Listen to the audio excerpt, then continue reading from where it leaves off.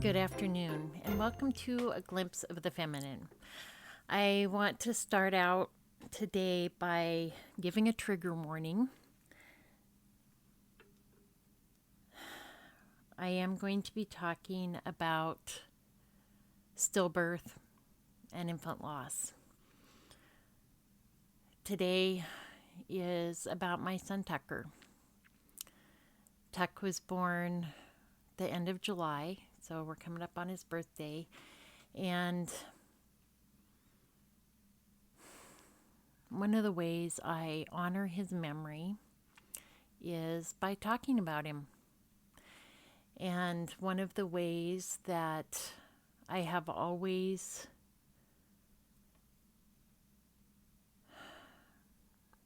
tried to, in my way as his mama, give meaning to his life is by talking about him and by taking what I learned through that loss and trying to help other moms who are grieving. And so today's going to be kind of unstructured. I'm going to go through his baby book that I put together.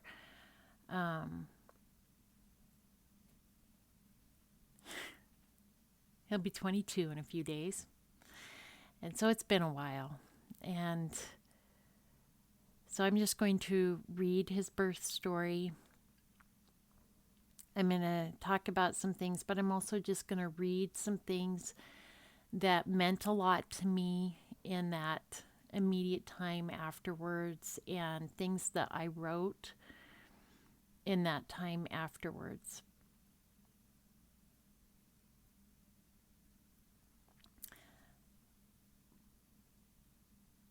Tucker shares my mom's birthday. I was so excited to have a child that would share a birthday with their Grammy.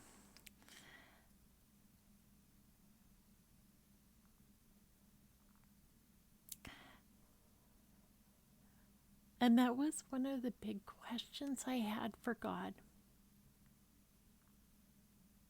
Like, why would you give my mom that excitement of having a grandchild sharing her birthday and then take him?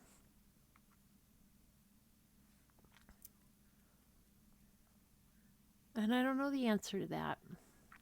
And I won't until I get to heaven.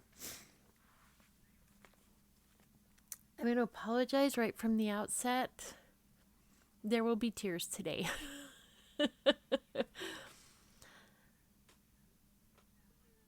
Sometimes I get through Tuck's birthday and there really aren't any tears.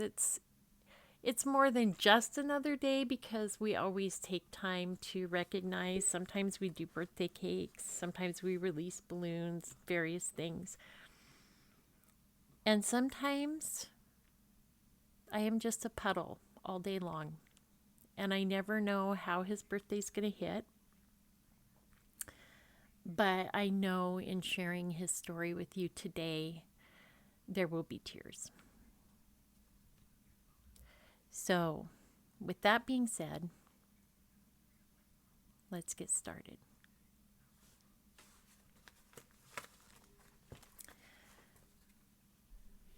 I'm going to try to do this without hitting the mic too many times. I didn't want to take his book apart, so I'll be trying to maneuver his book.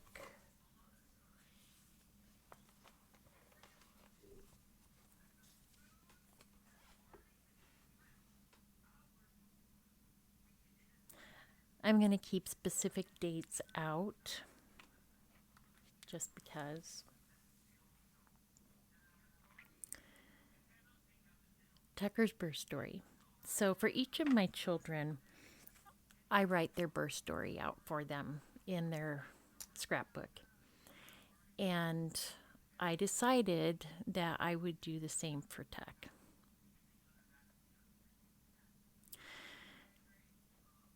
My water broke at approximately 11:30 p.m. on Saturday evening. Daddy called the midwife and then Grammy and the rest of the people on our call list. Your brothers were already spending the night with Grammy and Pack, but your sisters were at home. Since it was late, we were afraid that they would get woke up while I was laboring and need attention, so Grammy came down and took them home to her house. It was shortly after midnight when Grammy got here, so I asked if this meant that we didn't have to buy her a birthday present. We were so excited that you were going to be born on Grammy's birthday. The midwife had arrived shortly before Grammy, and she began setting up her birth supplies in the girls' room. Daddy and I had gotten out the birthing things that we had here, and after Grammy left, I got into the shower. I hoped that the hot water would help me relax and really get labor going.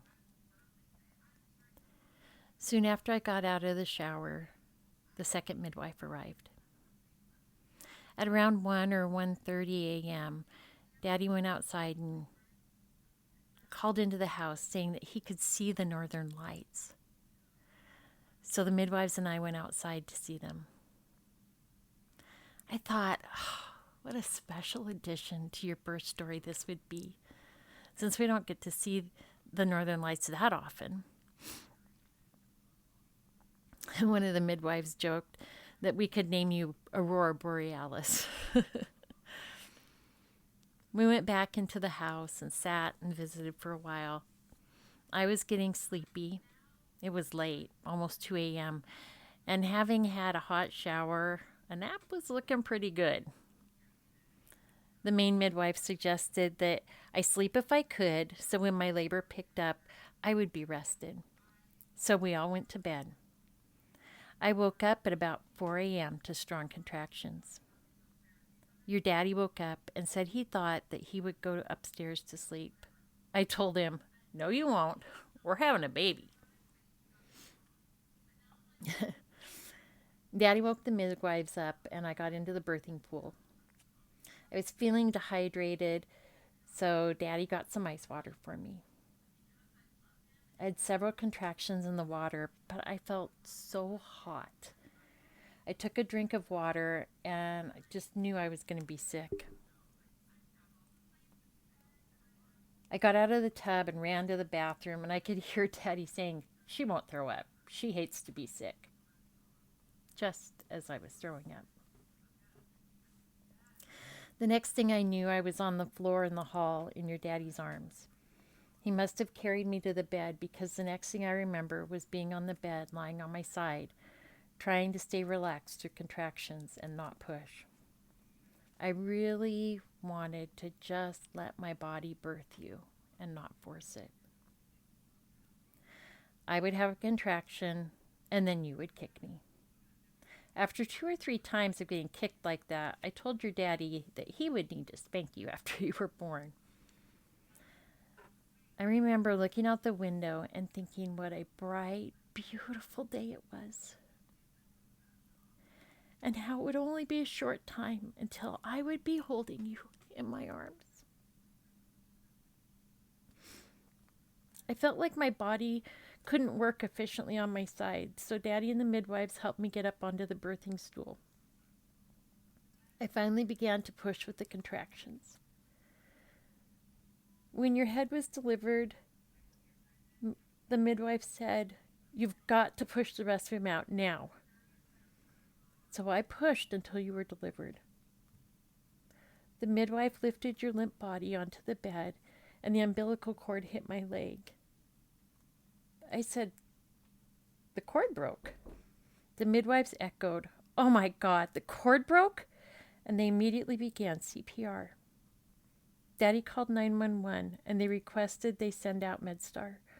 Then they began calling friends and family, asking for a miracle. We talked to you. We prayed over you. We pleaded with you to fight, to live. We begged God to breathe the breath of life into your body. After almost 45 minutes, the helicopter arrived. afterward, our dearest friends and pastor for the church across the street came to the house. The MedStar crew could do nothing for you. They did put a tube in and give you a couple of shots trying to get your heart going.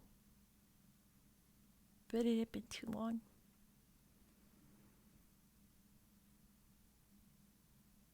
Daddy and I asked them to leave you alone. You were officially declared dead about an hour after your birth. My dear friends lovingly cleaned you up and dressed you.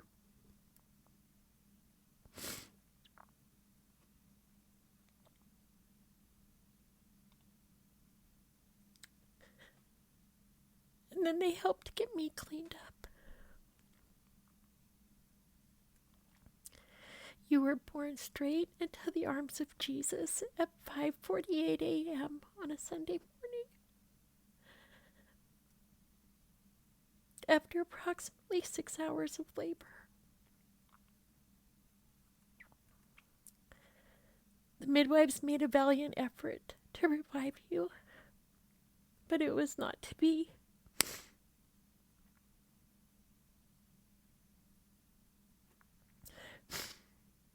Your little heart never took a beat outside of my womb.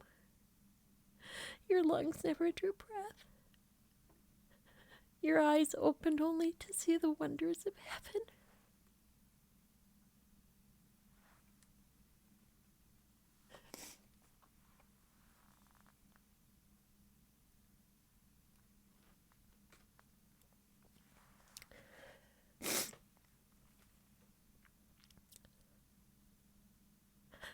I thank God for eternity, where we will know and hold you, though we could not in this time and place.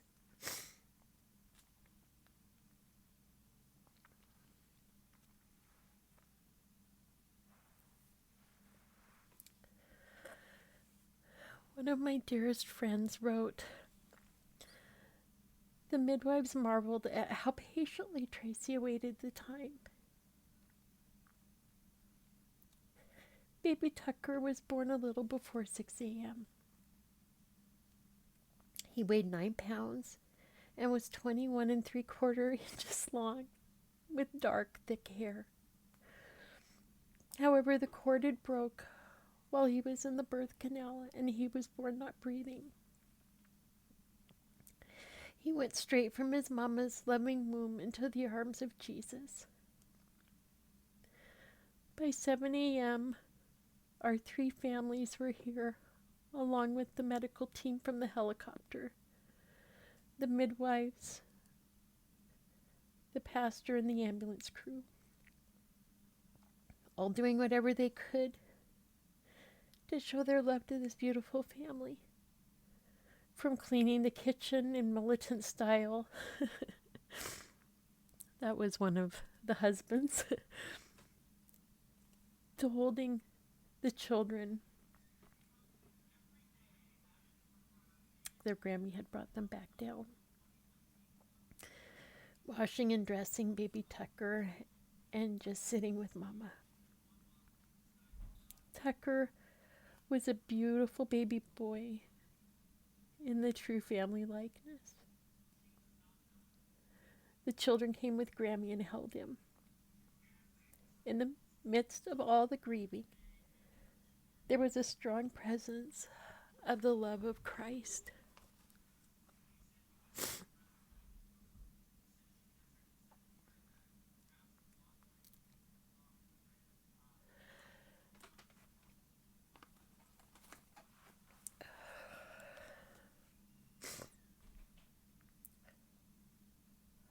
I apologize.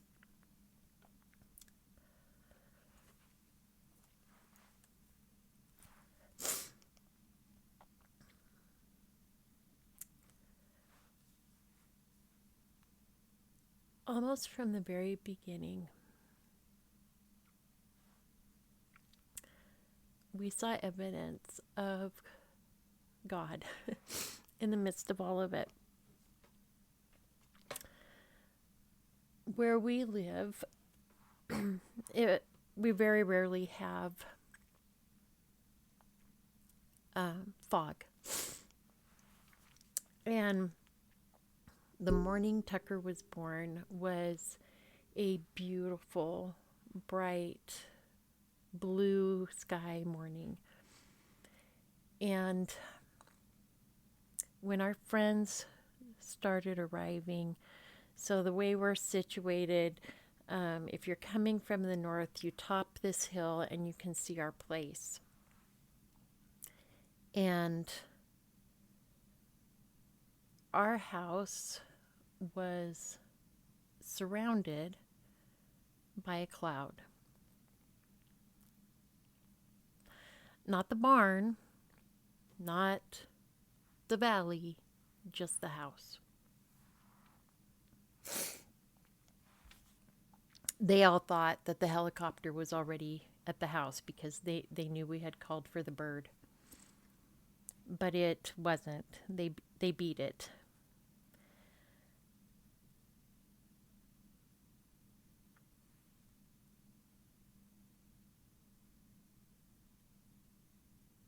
As part of the sermon that was given at Tucker's funeral, the pastor talked about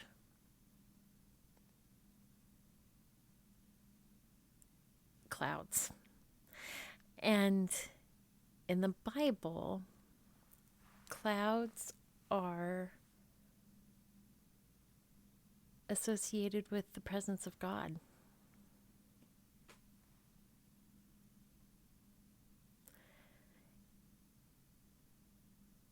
Something like 90% or more of the time that clouds are mentioned in Scripture, they are the presence of God. And I truly believe that God was physically here that morning.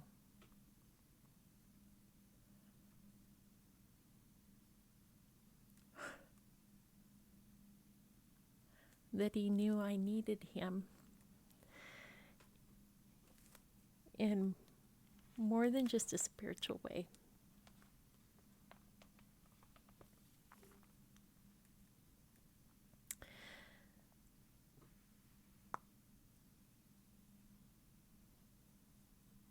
One of the things I did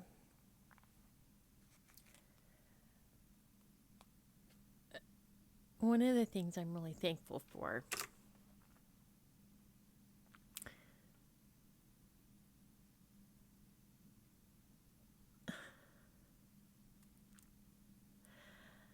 is we had my mom bring the kids down. My oldest chose to stay with his grandpa and go with him, but the rest of the kids came down. And after Tucker was all cleaned up, we let them come in, and they sat and they held him and they spent time with him. And I think that was really important. I had talked afterwards with so many older people who had lost siblings when they were kids. And time after time, it was, the doctor came to the house and then we were told my brother or sister had died and nothing was ever said again. Or, the mom went to the hospital to have the baby and then they came home without a baby. And so many adults were so traumatized by the fact that they never got the opportunity to grieve their sibling. And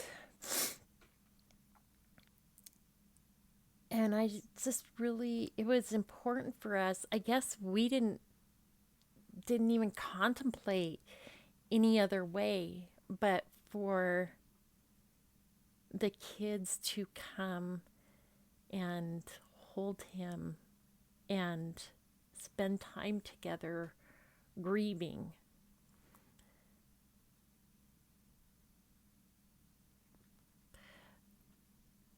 One of the odder aspects of Tuck's story is that about 6 weeks or so before he was born, our oldest daughter was not quite 4. And she came to me at least twice and asked me when our baby was going to die.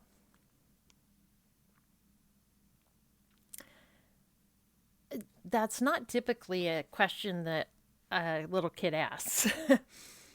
And so I would just look at her and I would say, I don't know.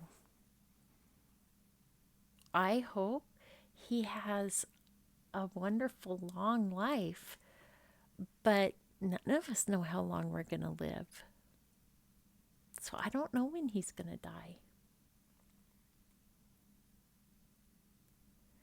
And I look back on that now and I wonder if God was trying to prepare my heart a little bit. I didn't get it, but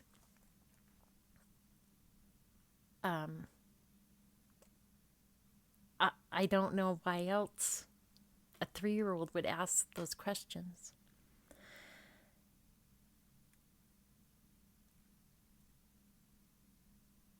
We knew that he was going to be a boy. I had actually had a very thorough ultrasound within 2 months or so of him being born. And everything looked great. And we knew at that point that he was going to be a boy. And so everybody had been calling him. It wasn't just the baby, it was Tucker. We were calling him by his name, the kids and my ex and I. And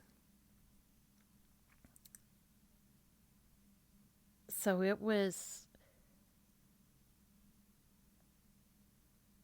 even for the kids, even though they hadn't actually held the baby yet, the loss was a very real thing to them because we'd been calling him by his name. He was already a person to them.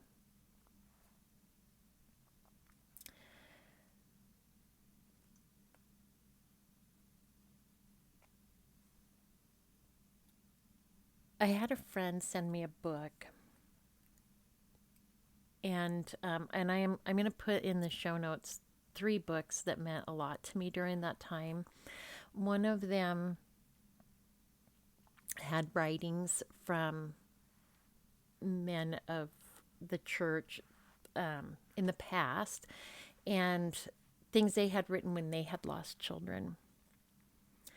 And a couple of them I put into Tucker's scrapbook because they really spoke to me.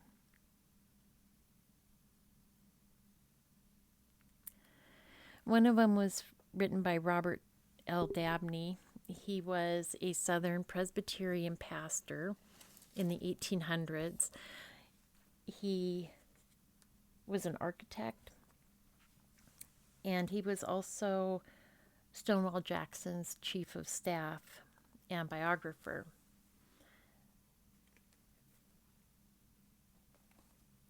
Please do not get sidetracked by his politics. This is about, he was a grieving father.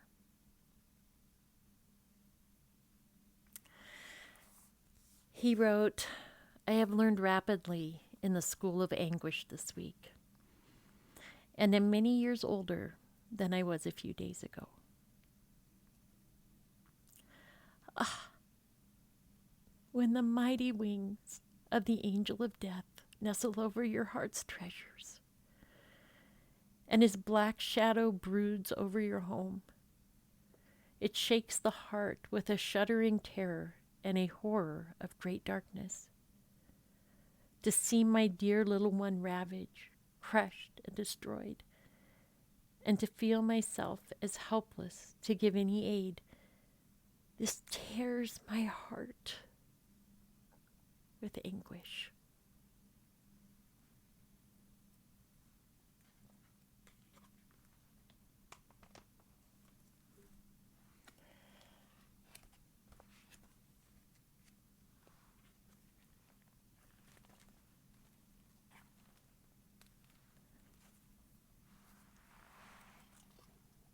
One of the things I did within the first day or two was to sit down and begin making note of the things that I had to be thankful for. Now, do not misunderstand me. I was not thankful for the circumstance. I was completely and totally shattered by the loss of my child.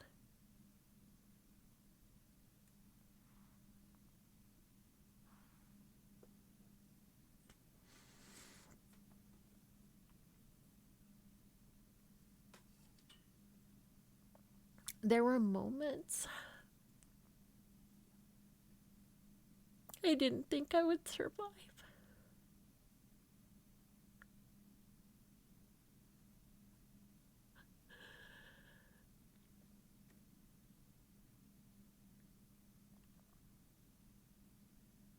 Your arms ache to hold the child that's gone.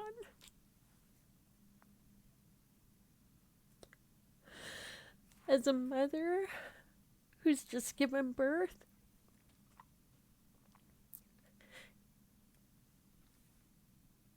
your body's producing milk for a baby that isn't there.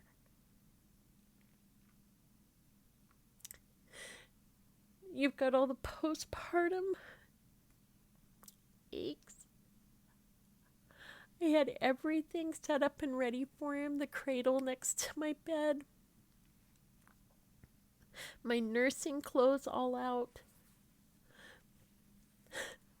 My mom, bless her heart, went to town and bought me some new nightgowns that weren't nursing gowns.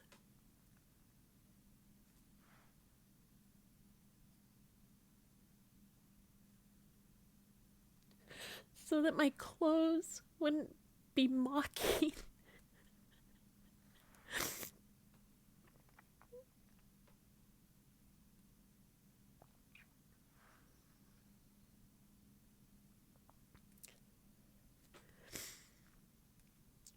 But I knew even in that God was there, that he was in the midst of it.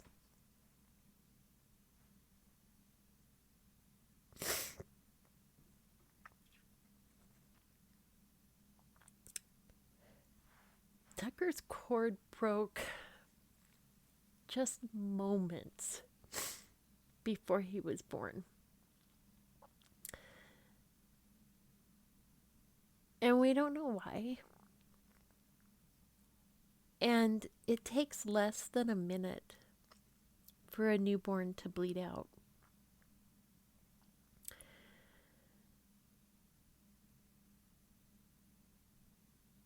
We were very thankful for the helicopter crew that stuck around, and they made sure to let our friends and family that were here with us know that even had we been in like the best of hospitals, they couldn't have saved him.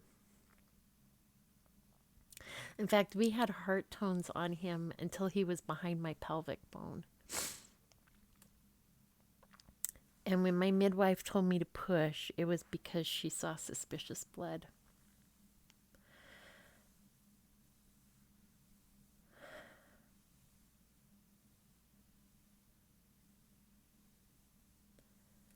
And so in Tucker's book, I have 2 pages of things that I was thankful for. And it was mostly people, but it was also circumstances that came into play that we hadn't originally planned on.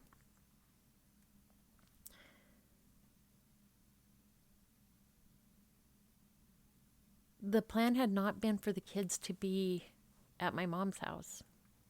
They were going to be home because when my younger daughter was born,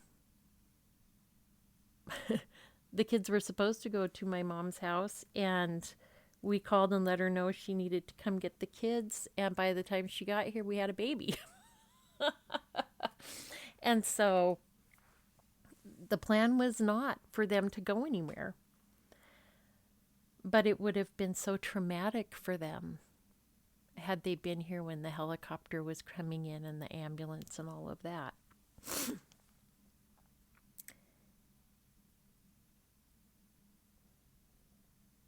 And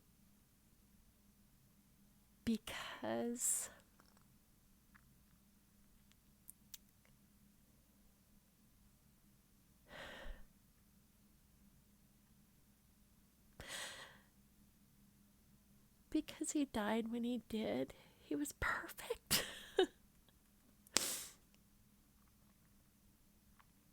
He was perfect and beautiful.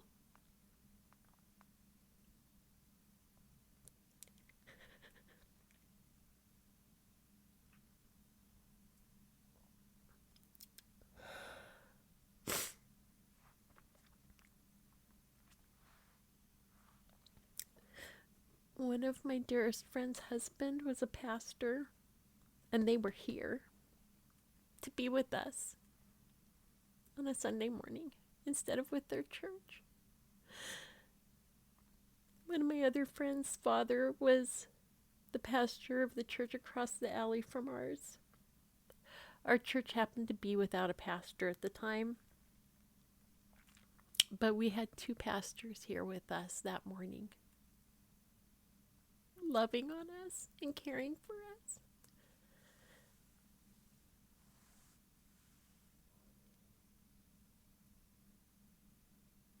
Our midwives were so competent, and they tried so hard, but nobody could have resuscitated him because he had no blood.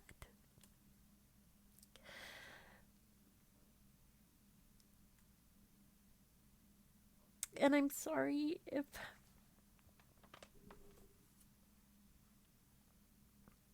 some of the details are too much.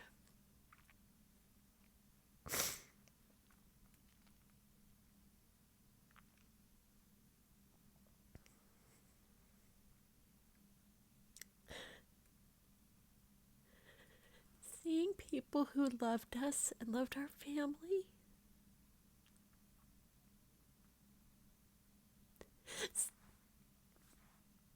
holding my baby,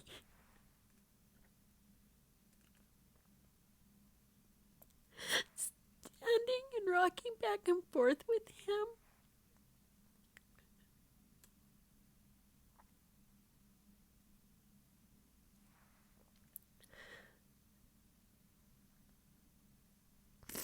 it was so tragic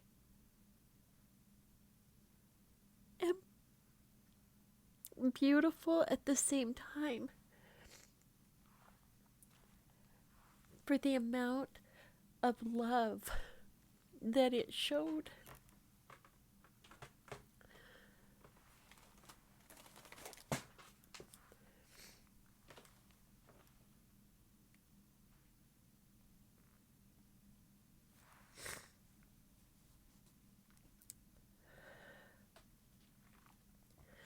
One of the other poems that meant a lot to me was written by Charles Wesley, who was one of the founders of the Methodist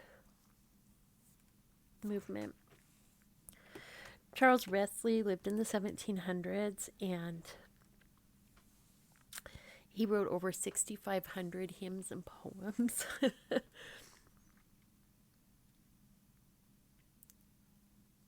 But only one made it into my textbook. Wherefore should I make my moan? Now the darling child is dead. He to early rest is gone. He to paradise has fled. I shall go to him, but he never shall return to me. God forbids his longer stay. God recalls the precious loan. God hath taken him away from my bosom to his own. Surely what he wills is best. Happy in his will I rest. Faith cries out, it is the Lord. Let him do as seems him good. Be thy holy name adored. Take the gift a while bestowed. Take the child no longer mine. Thine he is, forever thine.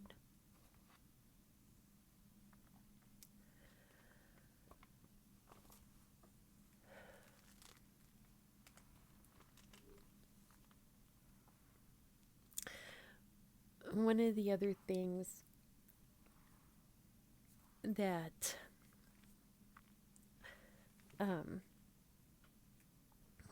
was just like a little hug from God. My brother-in-law had given us a piece of granite that we could use for the headstone. And so we took it to the monument place to have it engraved. And a friend had given me a picture of Jesus holding a baby up against his chest and kissing his forehead. And for me, that was like a picture or a portrait of Tuck. And I thought if I could find something, just something kind of similar, but I really didn't think I'd be able to find that. And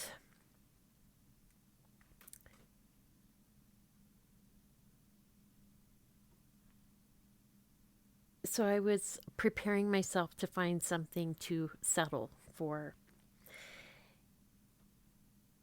And looked through the first book, because they're like big photo albums full of this is what we can do on a monument. Max hands me the second book, and I open it up, and there is the picture.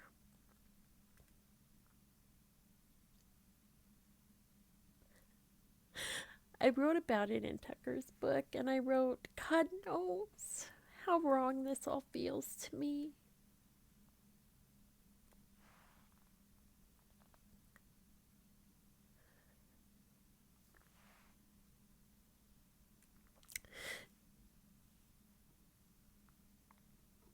To hold your little body in my arms.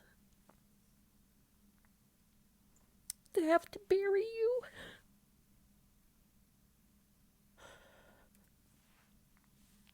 To order your headstone and decide where it's going to be placed. But he knew how important that picture was. And it was just like God hugging me and saying, I know how hard this is.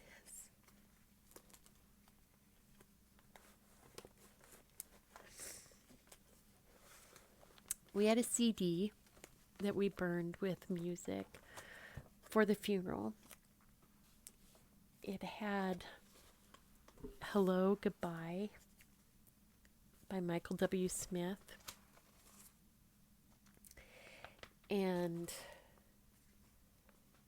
it had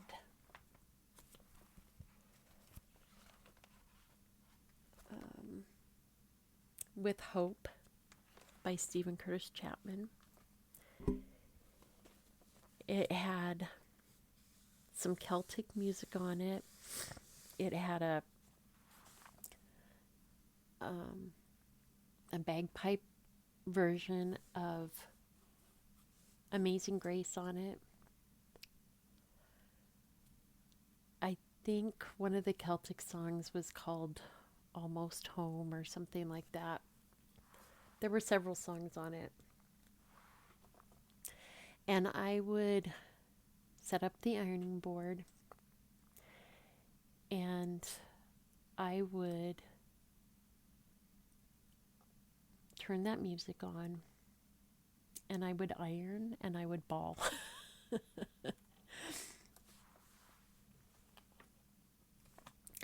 And it was healing. It was very, very healing to just cry and let it all out. And I would do that when the kids were other places or outside playing. I tried not to do that with them right there. There was a lot of grief and sadness, obviously, in our home, and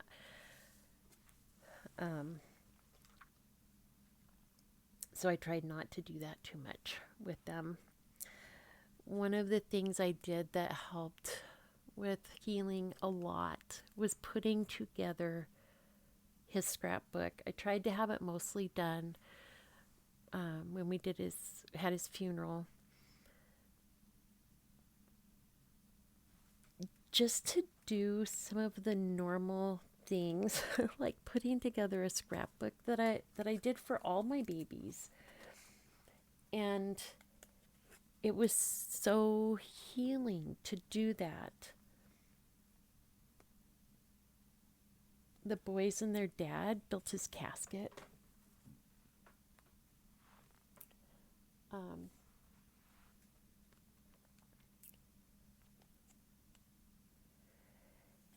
And we talked about him, and he was, part of our lives, even though he wasn't here.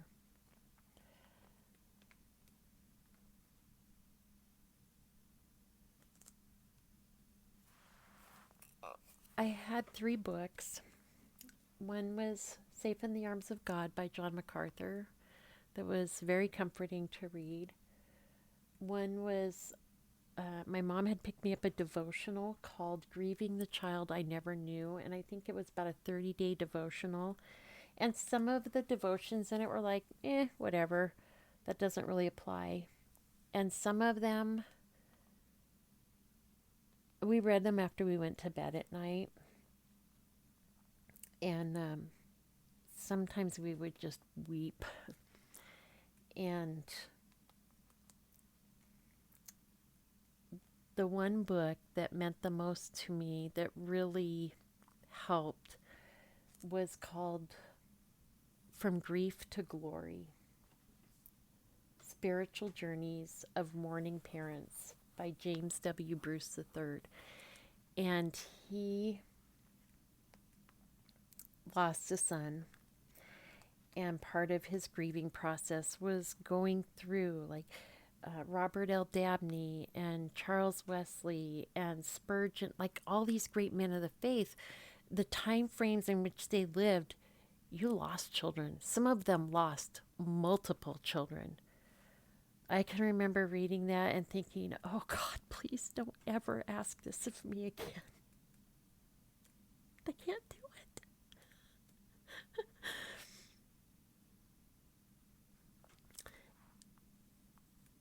But it was such an uplifting book to read. It wasn't a this is how you get through grief kind of thing. It was just the stories of other parents that had grieved and things that their friends or acquaintances had written to them, things they had written.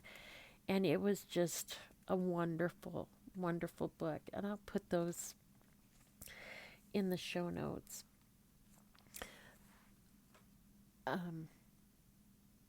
When Jay was born, shortly after, we had a house fire.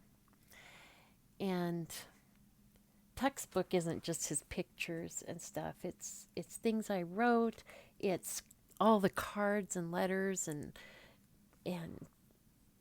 emails and stuff that people sent to us. And when the house burned, I thought I lost it. And I said to my oldest son, as we're talking, and like the fire's been put out, but the things are still smoldering. And I'm like, Tucker's book. And he said, Mom, that's the first thing I thought of. And he had gone in, and the bookshelf that the photo albums were on was in the main part of the house that burned, in the main area where it burned. And the bookshelf had burned down to just the shelf above. So like the shelf that didn't burn was the one that the photo albums were on. And then a piece of the roof fell in front of it and protected the books. So Tucker's book is in a new book, and some of the pages have a little bit of charring on them, a little tiny bit of smoke damage, but those books are intact. Tucker's book was intact.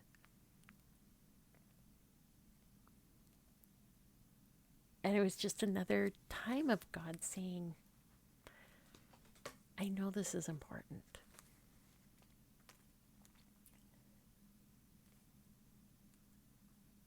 This is running long, so I'm going to stop. If you've lost a child, you're not alone. And I'm so sorry. But you're not alone.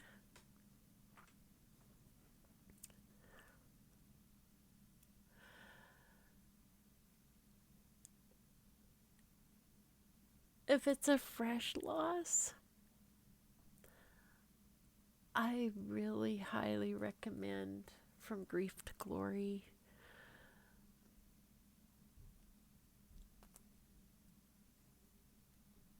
That was probably the most helpful thing I read. I also want to tell you,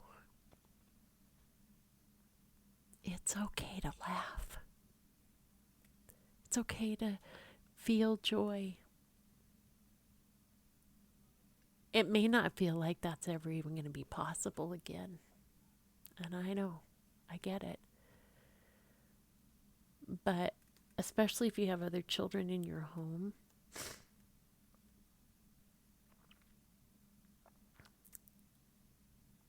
they were a saving grace, let me tell you.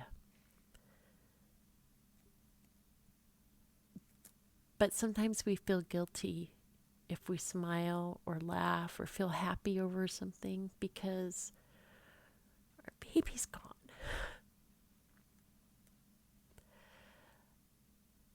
But Mama, Daddy, let me tell you, no child wants their parent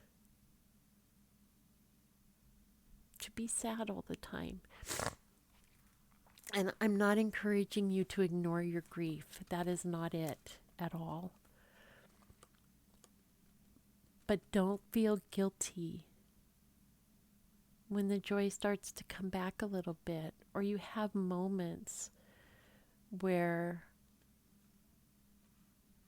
you can just feel some happiness. Because joy and happiness and living life honors your child. It honors their memory. Because kids want their parents happy. If you're sitting and sad, a little kid will come up and say, "Mama, don't be sad."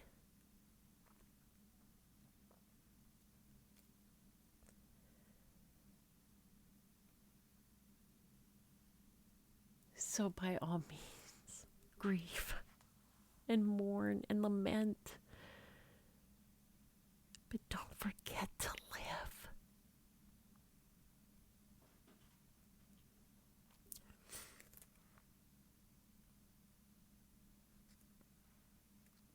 How very softly you tiptoed into my world.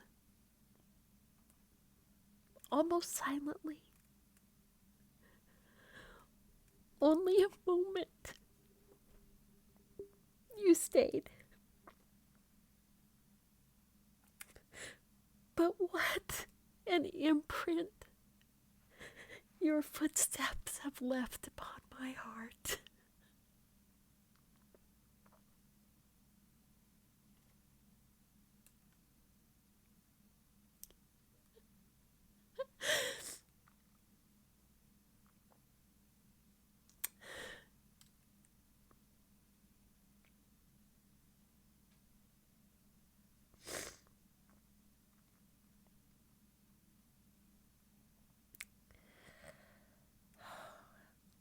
Thank you, Jesus, for Tucker Joe.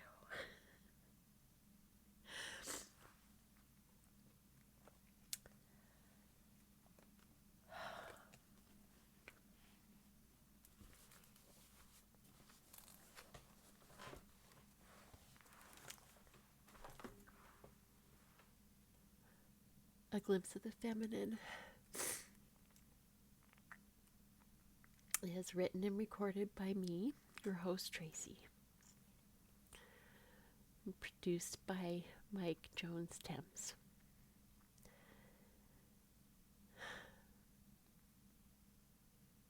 Until next time.